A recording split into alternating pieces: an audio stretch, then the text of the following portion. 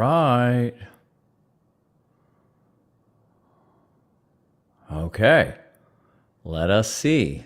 Where are we with this? So, what I'm doing right now, this is Colin Davis of Shadow Tech Alchemy, and what I'm doing right now is I'm doing a test. This is the first time I've ever done this. I'm streaming from Zoom. So I'm using Zoom, and then Zoom is streaming through a third party called Restream, and then Restream is broadcasting to my Colin E. Davis Facebook profile and to the Shadow Tech Alchemy YouTube channel at the same time. And so I'm kind of just looking at the dashboard here. I'm trying to figure out what's going on here. Now, if you can hear me and you want to, apparently there's a chat system that plugs into these. And if you put a comment either on Facebook or on YouTube, it should come through. Should come through my little chat window here. So now, just bear with me. I'm not here to talk about anything important today. I'm just kind of testing the system. So let me go back to Zoom. All right, there we are. It says that I'm live streaming. And let's see, can I also hit record? Whoa, let's see if, oh, I can. Okay, so record to the cloud. Okay, so now here we are. Let me start again here. So I'm recording to the cloud on Zoom, and I'm live streaming through restream.io to Facebook and to the Shadow Tech Alchemy YouTube channel.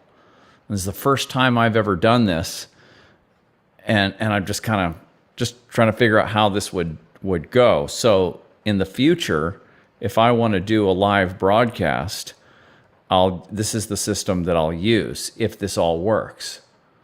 Now, I'm going to go over here to my Facebook page.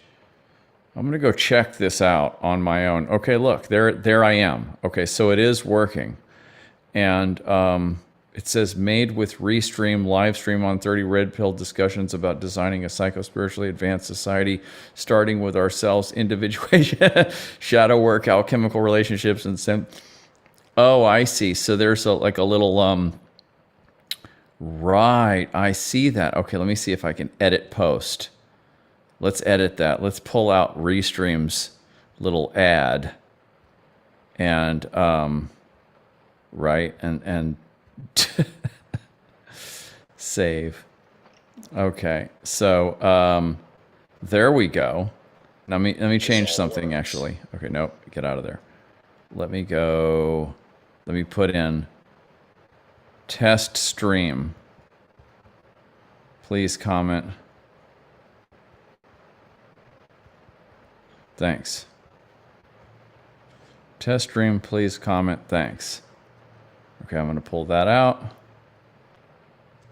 All right, let's see if that test stream, please comment. Thanks. Okay, let's see what that does. Now I can see Zoom is in the corner. Oh, I might not be able to pull that off. I'm already paying for the more. I'm already paying for the more expensive Zoom. And there's a little. Let's see if that works. There we go. Okay, right. Okay, it says Zoom at the bottom. And it says Colin Davis. It says Zoom. All right, whatever. I mean, maybe that will go away if I pay one of these companies. So let's see if anybody will come on. Now, actually, let me go check YouTube. Let's see what YouTube says. This is just a test, everybody. If you're watching this later, this is just a test, or I'll probably just delete this. But, okay, so there's me. And there's home. I think I'm signed into Shadow Tech Alchemy. Let's go to live. Let's go to live. All. Live. You. Where's me? My videos. I want my live videos live. There we go. Share your videos with, oh. It's not coming through there. I don't see that working. Okay, we might have a problem. So let's see here. Is it working on, oh, it says that it's streaming though. It says it's streaming Shadow Tech Alchemy. Let's check that on my phone. Let's check it on the phone and see what happens here. Okay, go over to YouTube. This is a different account on the phone. And put in Shadow Tech Alchemy. If you can hear this and you want to comment, that would be great, because then I'll see it coming through. And then I can test out the chat.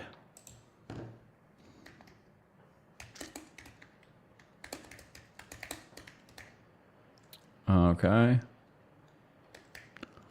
All right, let me fix some typos. And I put out my own. Let's see here. Oh, there I am. Okay, great. Well, I'm going to comment on myself then. That's how I'm going to make this work. Typos.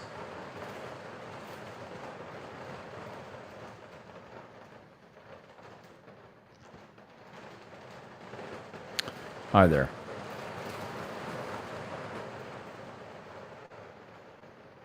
Okay.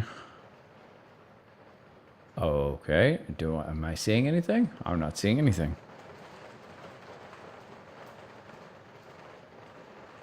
It's raining out there.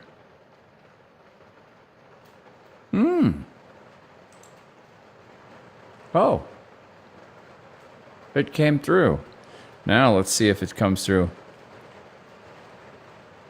faster. Okay, I hit go. We'll see how long this takes to come through. Hi again, I wrote. See how long this takes. Hi again. Okay, so it takes about 15 seconds or something like that for the comments to go through. That's fine. That works. All right, now let's go over to Facebook. Let's try that. Go to Facebook. Let's click comment. Hi there. From Facebook.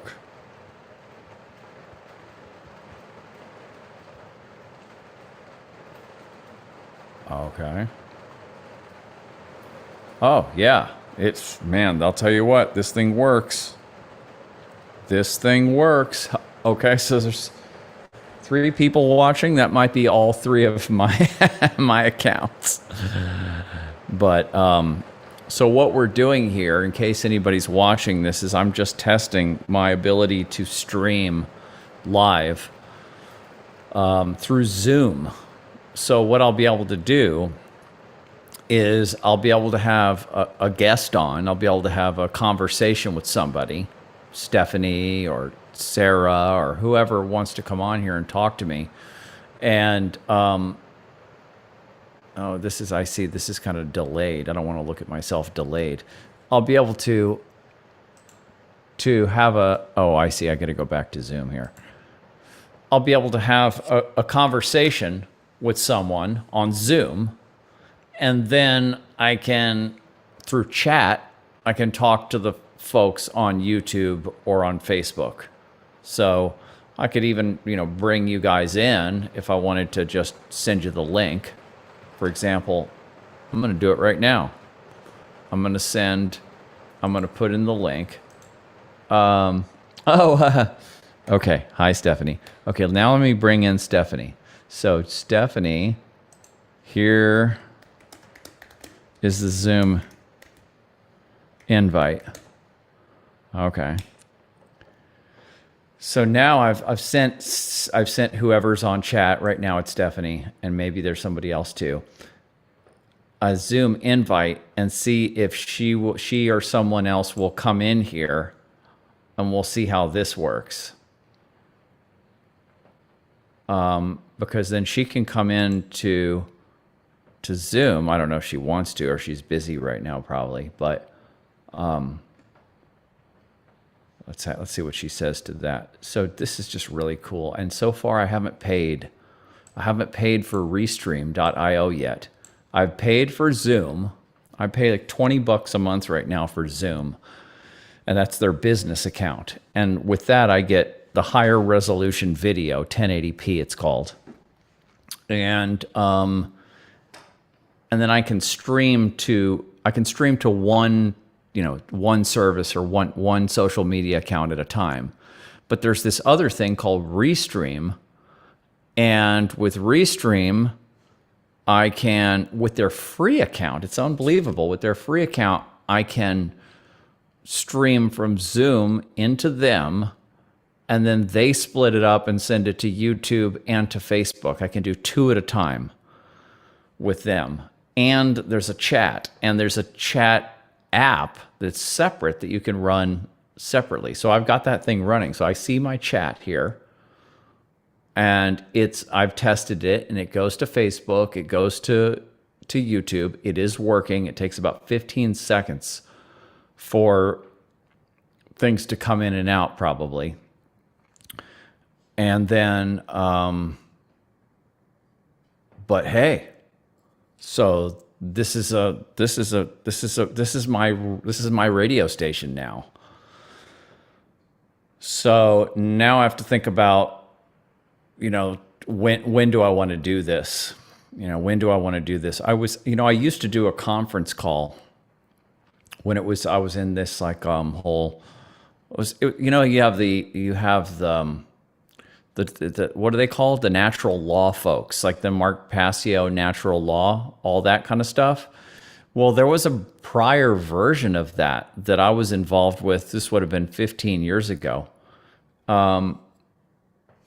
It says, I didn't forget this site. This site can't be reached when I click on the link. Okay, let me see here. Let me figure that.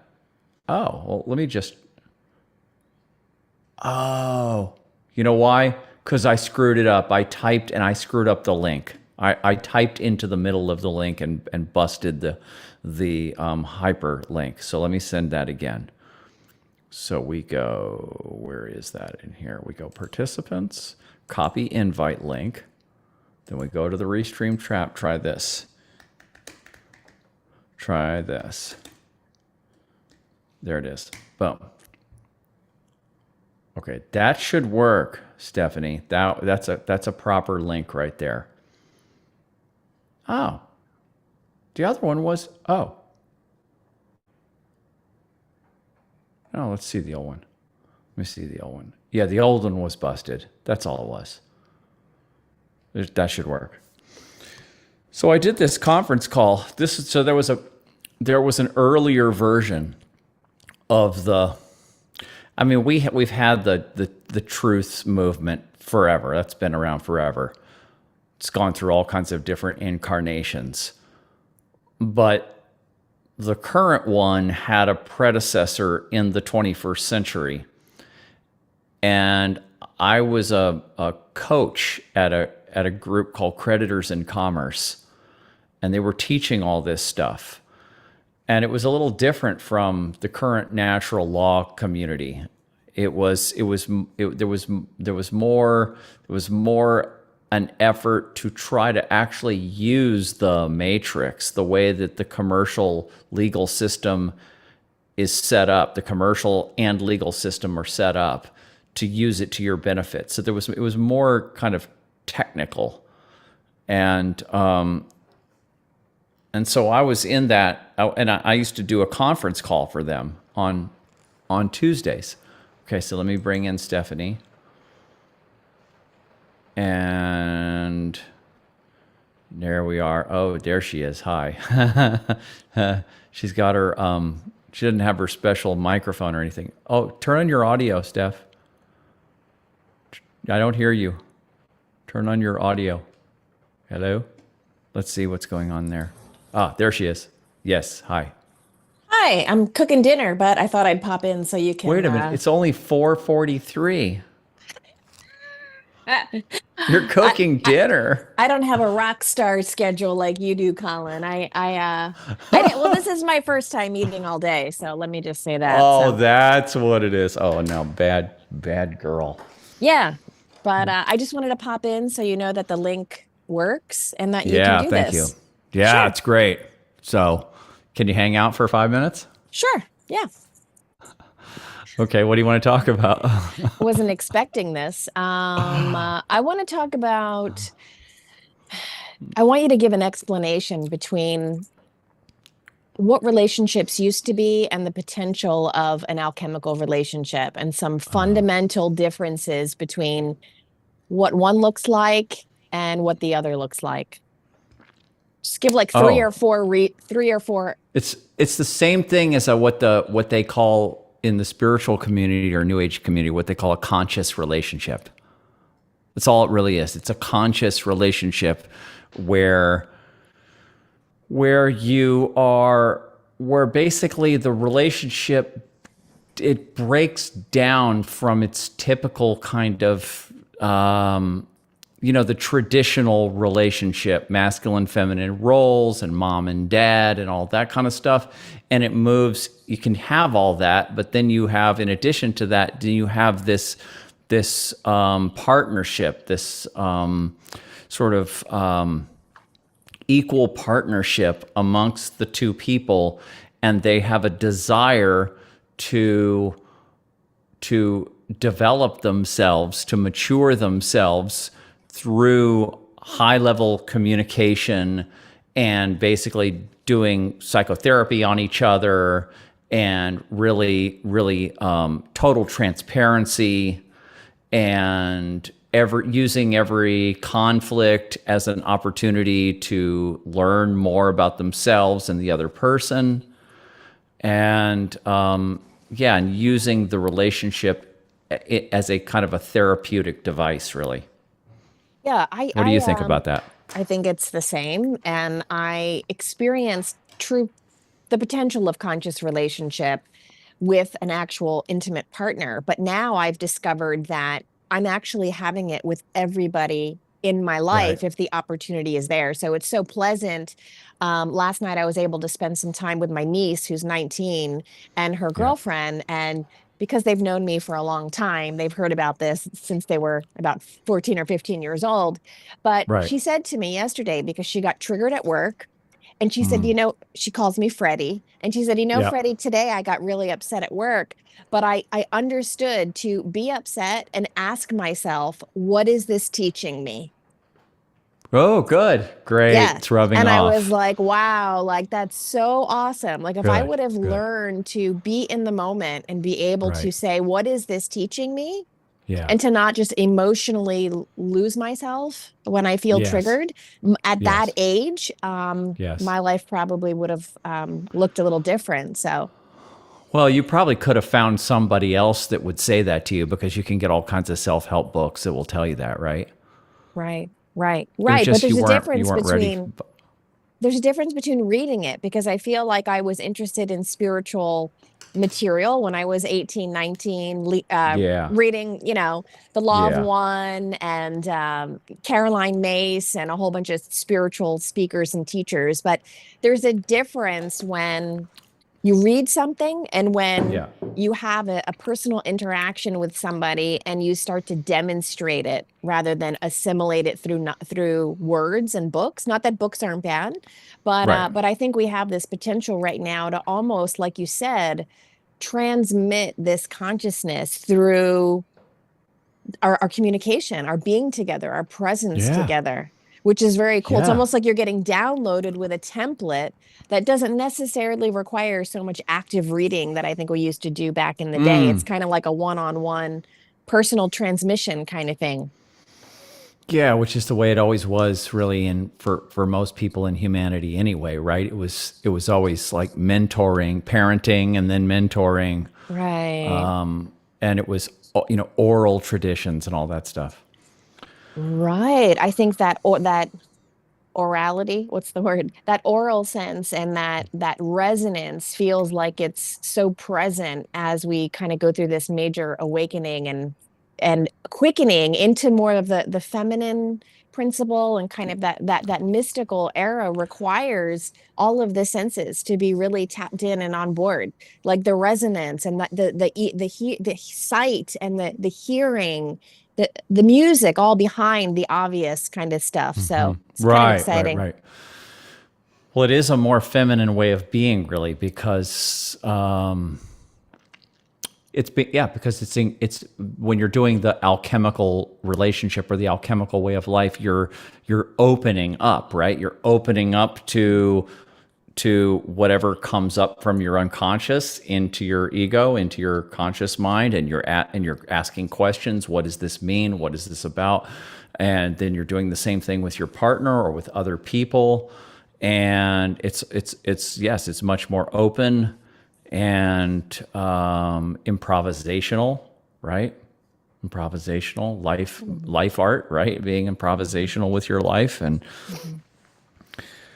yeah, it's a whole other kind of way of living life, really. It's a much more intimate way of living life. And I think most people are not, well, let's not say most people. It depends on the culture. It's an American culture is not really used to that. But I'm sure there's many other cultures that are much more used to that kind of intimacy than ours. Right. You know, an interesting facet that I'd like you to comment on is when people have an awakening of some sort, whether it be a spiritual or a red pilled awakening or something, that there obviously comes a point in time where the individual has a shift of conscious awareness. And then the next thing they often will say or feel, they describe it as like, oh my gosh, now I don't align with people in my life and people are falling away. And you see a lot of people almost negatively talk about when they go through this experience, they kind of automatically assume that if you're not at their level of consciousness, you're like a lower being, but you might still be in a process of just developing your consciousness.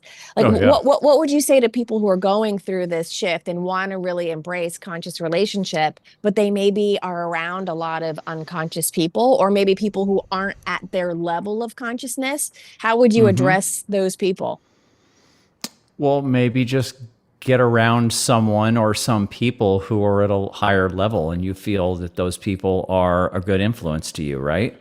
Yeah. Like if you could understand, like, if we're having a conversation and they found us online and they can tune in to what we're saying and they can resonate with that, well, then they could spend more time listening to us, or maybe they would ask us what books to read, or other people that they might be interested in, and we can turn them on to people and stuff like that. So maybe, I guess, they have to just kind of seek out other people that are in this community and pay What do we do attention to with, them.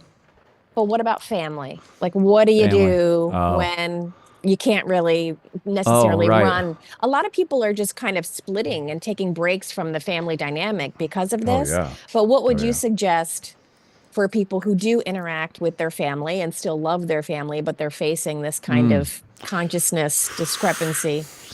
Right. This is the generation gap, right? Yeah. That's really picked up probably since the 60s, when there was a big, huge generation gap. And then it's just kind of stayed with us, where, like, okay, for example, I was just texting with my dad. So my relationship with my dad is actually not too far away from your relationship with your dad, Mhm. in that there's a certain amount where we can come together on a certain amount of our interests and points of view. But then there's just some things where it's just like, wow, this person's in another dimension. Mhm. Mhm. And it's like, so I sent him the movie about Melissa to watch. And he said that he watched the first part of it and then he skimmed the rest. And I'm like, well, that's not a good way to get to get an opinion about a movie, is to skim the whole. I'm like, okay, whatever. And I'm at this point now, I'm 56, and I'm like, it doesn't affect me anymore. It used to, but it doesn't affect me anymore. Just like how Yeah. you are with your dad. You're kind of Yeah. over it, if so.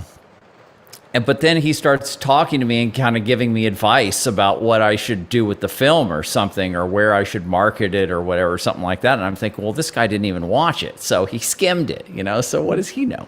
But but just in the whole conversation, there was just a disconnect between what he saw was, he thought, well, you should shop it to film festivals, and if there's anything about the movie that you should change to make it more acceptable to a wider audience, you should do that. And I'm like, I don't do that. I'm an artist. I make what I want to make, and then if people want to check it out, then they can. But I've never made music or anything for other people. I just no interest in that. So this is the same kind of a disconnect that all people are going to get, I think, in our time with their parents. Yeah, yeah, I totally agree with you. And that generational gap is, like you said, it's really prevalent. It's like there's an inability to go past their level of current awareness or what they've learned or been indoctrinated with at some point. It's funny because I think I told you this. My mom at one point was at one of my workshops, and she has no idea really what I do, but she ended up coming to one of my workshops, and about halfway through, it was a wonderful workshop. Everybody was really digging it and super excited. And about halfway through, she raised her hand and she said, "When is this going to be over?" Oh, It was like she could damn. only assimilate so much, and then it was like and then it just like a checked out. I've It's a checked out. certain level of narcissism too, Mm, right? And I think I got that with my dad too. It's yeah. and it's like and it doesn't occur to them like this is my daughter doing her presentation, and I'm the parent here, and I should be fully supportive of her. Yeah. Or with my dad or whatever, I should watch the whole film before I send him a comment. I shouldn't skim it. And then, there's just a self-awareness that's not there. That's what it is. It really is a self and other awareness that I think just somehow our generation and even younger generations, it seems to be a priority in how we communicate is to start to try to embody a level of self-awareness that the previous generations, for the most part, not everybody, it's just like a real disconnect between Yeah, how their needs or desires or communication is really affecting other people, I especially know. people they care about. Yeah, it's like I was watching, like I sent you that link to Tucker Carlson and Nikki Haley's son. Yeah. And I think he's very impressive, really. And but Tucker himself, who I think in many ways is, first of all, I think Tucker is he's a Gen Xer. He's my age, and I just look at him and I go, okay, this is a popular political person, Mhm. and he has a level of self-awareness and ability to be wrong and to admit that he's wrong and to change his mind. He also has, obvious, stubbornness and obvious kind of, I would say, just kind of some stereotypical values that are maybe still not really well examined, that he kind of just still spitting some stuff out that I think is kind of needs to be re-examined. But still, compared to the prior generation, he's still way more self-aware and way more humble. And so I'm looking at him and I'm going, okay, he's popular. He's in the mainstream, kind of, or right to the edge of the mainstream now. And it's like, well, that's good. That's kind of showing you he's much more intimate and authentic than the prior generation of political people. So I can see through him. I can see that, and then he's rubbing off on other people. But then you have people like Joe Rogan and Theo Vaughn, and these people are getting into politics now, and they're completely authentic and open. So Right, our right. our generation, the Gen Xers, we're now getting into positions of influence, and we're way more open and authentic and self-reflective than the boomers. I think it's a clear understanding that in order to make true, sustainable, healthy change, you have to first start by at least admitting you were wrong in some aspects and really taking that self responsibility. Like when Tucker left Fox, when he Yeah. went through his awakening and that happened and he kind of broke out, he finally, or maybe didn't realize that he now had the space to become authentic and to push the narrative because he wasn't as constrained. But if he wouldn't have left his comfort zone to That's be it. able to break out and then really explore all the things that he failed to see because of all of the oversight in the companies he was working for, or the, Right. so it's one of those Yeah. things Just where I think the we're, group think. yeah, right.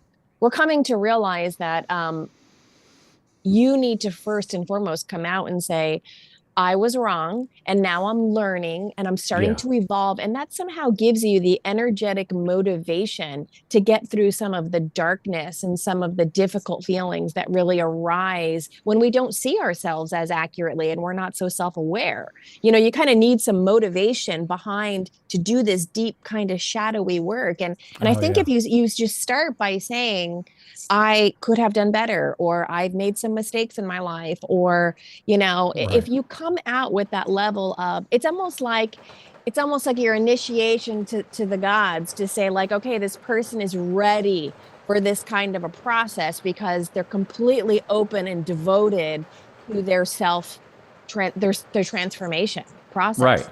Right. Yeah. Well, I mean, the in the Jungian school, they'll always tell you that in order to really advance to the next level, you have to do it through one of these dark nights of the soul, one of these crashes. It doesn't have to be a complete and total, you know, Armageddon type situation personally, but you have to have it's get fired from a job, or a relationship breaks up or something like that, that you have to take an accounting of yourself, and how did I get here, and what did I do wrong, and how could I have seen the red flags, and or how could I have not seen the red flags, and Yeah. you know you know and you take an accounting of yourself, and you bring in some humility, and you recognize that you're fallible, and that that you have issues. And so it's from that place that breaks the ego, that it's an ego death. I mean, it's what it's called, an ego death. And then from there, then you're actually wanting to get input from your own unconscious. You're needing to use your intuition to kind of feel your way out of there. And then you're wanting new input from other people, and maybe, depends on how advanced you are, or, what you'll do with that occasion. But you kind of need to have some kind of a crash. Tucker needed to get fired and just sort of kicked out of the mainstream, and then cursed and blasphemed by all the mainstream people, for him to go, okay, I'm off with that. I'm out of that phase now, and on to the next, and then Yeah. move up the ladder. This is why I'm such a big fan of not hyper identifying with an identity, because even if it's a Right. righteous identity, you Right. you and the more you become skilled at that identity, it's like the more skilled you become, the more myopic in your perception. Yes. So then it's one of those things, it's like, how Right. could you possibly wake up if you were at the top of your field in that particular identity or hold on, because you're all you see is that Right. particular identity and experience. So it's like the more you become skilled at it, and even in good communities, that's a thing. Even Yes. in certain Ever. religious sects, or natural law, or even holistic health, or whatever that even sounds good. If you have limited and become obsessed with a particular hold on or identity, your perception has Yep. diminished so significantly, even if you're fighting a righteous cause. Do you know what I Yeah. mean? It's almost like It's hard to have an totally true. Yeah. awakening because you need Right. space to see, like, okay, if you're totally in love with somebody, right? Right. Oh You're yeah. you're, you're high on all drugs and you're totally like, Yep. you don't know what the hell's going on around you. And No. that's the same kind of chemical reaction I think that happens when somebody becomes super hyper skilled or identified with a particular identity, no matter if it's a good one or a bad one. You just lose It is. vision. Yeah. That is what happens. You're like, hi, I'm Joe. I'm a fireman. I'm Bob. I'm a surgeon.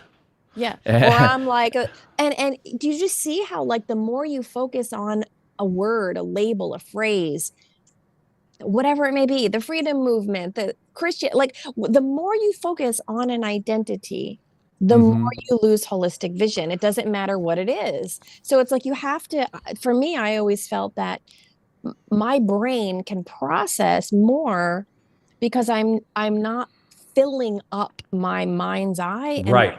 gaze with That's right. just one particular form of Right. identity. How do I need to look? How do I need to be? How do I need to speak to stay in this To get crowd? higher in this crowd. To get higher in this crowd, or to solidify myself in this milieu and all that. So let me ask you a question. So your cross right there. So how now do you interpret where you were at when you got that tattoo with what you just said about identity? What comes to mind? Well, I think the question I'll throw back to you is, what are you presuming that my symbolic cross means on my arm? Well, since it's out in the open, it becomes part of your identity. Right, right. But what do you presume? Do you see what I'm saying? That's the first Well, question. when you hold your hand up like that, it's an upside down cross. It's a black upside down cross. So I'm like, what? Yeah. So but from your point of view, it's right side up. Yeah. That's the comical part of the movie, is that when I got my cross, I had a very specific idea as to why I was getting this symbol tattooed on me. Right. And I remember we've talked about it. Yeah. It was to, when I hold my arm down and I'm walking, the cross is in its normal position. Oh yeah. When people are seeing it from behind. Yeah. Right. So when I'm walking, it's seen normally. But the funny thing was, the first time I went like this with my cross, eyeballs started to be like, is that an upside down cross? So immediately I started to be able to play with people's mindsets based on which way I was holding my arm. That's great. I'm like, do you see it this, and you're identifying with me, and you're happy that you think I'm a supporter of Christianity? Or are you seeing this and you're all dysregulated? It's just like, just by a way I leverage my arm can shift how somebody completely assumes or sees who I am. Exactly. Isn't that amazing? It is amazing. And it's probably neither what anybody is assuming. Well, obviously not, because you did it out of it was a deeply spiritual, intuitive drive that got you to do that. It wasn't anything to do with. But now how do you feel about it now? I love it. I love it because I mean, to me, I think the cross is one of the richest symbols that we have, and it seems so simple, but literally I could sit here and I could talk for about an hour on just how I feel what this symbol actually means to me. So to speak, to be humble about it, and to just basically describe what this means to me, it's an intersection of union and multiplicity, or the spiritual with the physical realm. It's an intersection of a whole, right? And like the center of the cross would be like a 0 point, like the 0-1 experience. That's what it is. Right. But also I relate with, especially in the work that you and I both enjoy to do, is the ability to pick up and carry your cross, carry your burdens, do your work. Don't be lazy about the things that are difficult in your life. Pick up your cross and carry that, and really do the work.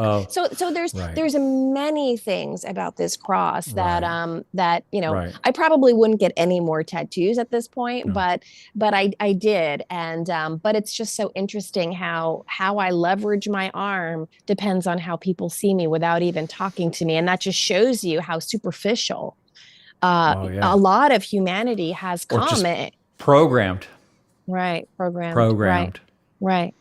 Right. I mean, I'm programmed too. I see that, I said upside down cross, Right. So people, and then there's Peter, who was hung upside down on the cross, and it's an amazing biblical story. So again, it just shows you, if people ask, very often I come back and I'll say, well, what are you presuming?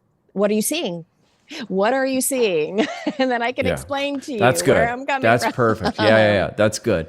And then you have to kind of interpret it according to what group they're coming from or whatever. That's really actually. If it's in church or whatever. Exactly. Yeah. I've had people in church say, I love your cross. Oh, yeah.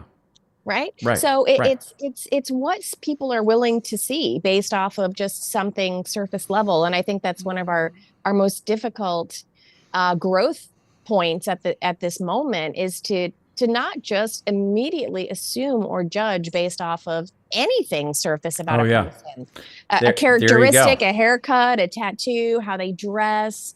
It's funny because I just saw something circulating recently. There's this Christian revival happening, Yeah. and there's been these pictures of these very tatted up females sitting Right. in churches, and someone will Oh take their yeah. picture and it'll Right. say, Christians, what do you feel about this? How are you Uh-huh. reacting to this? So it's Right. kind of, it's in one respect, it's ridiculous to even have to say that and ask that question. But for the Christian, it helps them to understand that they can be very judgmental, Yeah. and that Yeah. again, based Yeah. you can look at somebody that has a female with tattoos all over, or piercings, whatever, and assume something, and she could actually be more spiritual or connected to God than you are. So I think it's just, I don't know, It's a it's generational thing. Yeah, because the a boomers, generational thing, the sure. boomer Christians were not getting any tattoos. No, And even the Gen Xers, maybe not so much. But the millennials and now the Gen Z that are going to church again, they're all tattooed up. In fact, it's now kind of cool to be a Christian with tattoos now. Now it's like kind of a cool thing to do, right? I So remember back to when identity. Yeah, I remember when in healthcare, I had jobs where they said you can't have any piercings and you can't have any tattoos. And then over That's right. time, then all of a sudden I don't know, you're in the hospital or a doctor appointment, and like you see your nurse has a tattoo out, like they're not Yeah. hiding it. And the next Not thing you anymore. know, there's people totally covered. So yeah, I think I just our one of our most simplest jobs that we have right now is to pick up our own cross and really just take time to get to know people, and see if they're doing their work over if they have a tattoo or how they dress Yeah. or what community they're Yep. associated with. All you have to do is take your own experience of every time that you've judged somebody. You thought, oh, look at that person, blah, blah, blah. And then you actually ran into them and had to speak to them. And then you found out that they were not who you thought they were.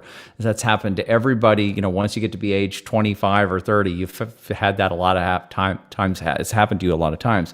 And so then you can just, when you start judging people, you can just say, okay, no, remember from your history, what you're projecting is probably not reality.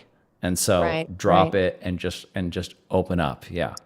And just to switch it over real quick for another subject that we talk about, and that we've noticed a lot of people that are in surrounding communities that we interact with have this issue with a money virus. Yeah, the And money virus. one of my biggest judgments, really has been overcoming the judgment of wealthy people.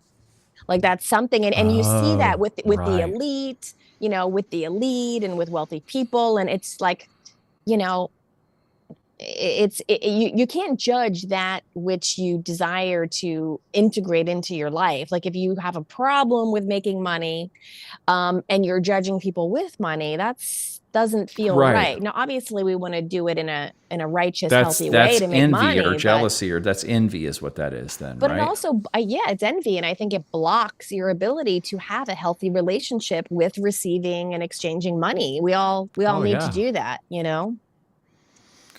Yeah, I don't think I ever picked up that envy over people with money because I just recognize that I just don't have I don't my personal value system is I mean it's like if I was a competitive person and I was trying to make money and then I Mhm. was looking at other people that made more money than me, maybe I would look at that with some envy or some competitiveness. But because that's not even a value of mine really. It's just money for me is just a tool to social credit in the matrix is all it is. You need Yeah. it, but it's not anything it's not its own special value for me. It's not anything to aim for in itself. Well, I think that some people, including myself in the past, have conflated money or wealth with resource. And there could be an assumption that if your family had finances. They had better resources to steward you, but not, that's not Hmm. always true. You know, some people can Hmm. be wealthy and not steward their children in healthy ways. But really, to me, you're right. Yes, The primary resource that's a true energetic commodity to me is whether or not your parents raised you with love and tried to steward you in a way to support your growth. Because there are people who are very wealthy who don't have that and they suffer equally. So they do. the true, I think, determination of childhood health isn't necessarily a financial resource. It's like psychological resource, psychological and emotional stewardship where they Hmm. loved you and had enough wherewithal to not really screw you up based off of their own trauma. But we all have a little bit of that too. So Yeah, my parents tried. I think all parents try. They're all doing their best, right? I mean, I guess there's. some that I think. maybe aren't, Yeah, if they're truly maybe. narcissistic and they're Yeah, just that's they're true. unconscious of their projection and they're really harming their children. But I do think that for the most part, Most hopefully, part, yeah. people are at least trying. They're doing their best, and maybe their best isn't good enough, and maybe the whole context of modern life and everything has really screwed them up because their priorities are so out of whack with what it takes to be a good parent. So I mean, my parents were at least trying to be conscious. They were reading, books on, by whatever Dr. Spock or whatever it was, and Wayne Dyer, and my dad was into Jung and Campbell and stuff like that, and they were trying to be more evolved people back in the '60s, Mm-hmm. and then they were looking at probably all kinds of stupid child raising experimental stuff. Like, for example, Mm-hmm. they decided that they weren't going to let me and my brother call them mom and dad, but that we were going to call them Gary and Carol, It's unusual, a and little which different. is Mm-hmm. something that some hippies were doing. Mm-hmm. And so that still stuck with my dad. My dad got so used to it that he didn't want us to switch over.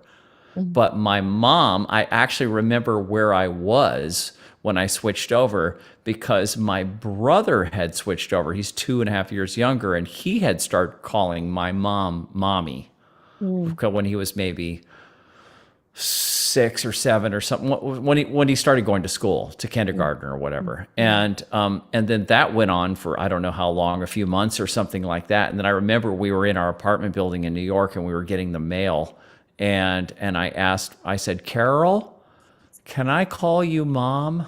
And she Mm-hmm. said, oh, of course, sweetheart, you can call me mom is that what you want? I was like, yeah, I think so. So Wow. I switched over. So I Wow. call her mom, and I call my dad Gary. Oh, that's funny. That's funny. I remember I did not have that happen. But I remember when I first realized that I felt like I was screwed over by my parents, they very, very suddenly became Rod and Denise and not mom and dad. Oh, yeah, yeah, right, exactly. But, it's a Yeah. lifelong You process. needed to do that to separate a little bit.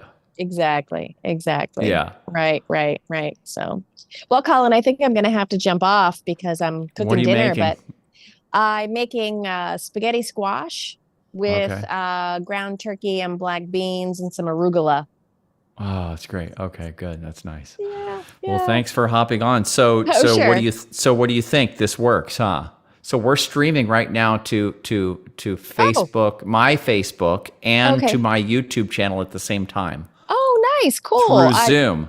Okay, it works. It Yeah, it pop on works. and invite people on and chat. Why not? Yeah. So we'll be doing it more. Cool. All right. Thanks for Okay. having me. Thank you. Talk to you All right. later. Bye. Okay, bye. Bye. Okay, that was great. Perfect. Exactly what I was looking for. I don't, let me see on here if anybody else is watching. If anybody else is watching, you can always put a comment on here. See, here's the thing. I don't know if it's actually getting out to anyone. I don't know if anyone is actually seeing this. I mean, I know that this is like in the middle of the day and most people are working or something like that. But I might have to actually tag people, or what it really has to be is that it has to be a known time in which this is happening. I think what I'm going to do is invite Stephanie to come on with me and get the thing rolling, because we talk all the time anyway. And so just have me and her do this.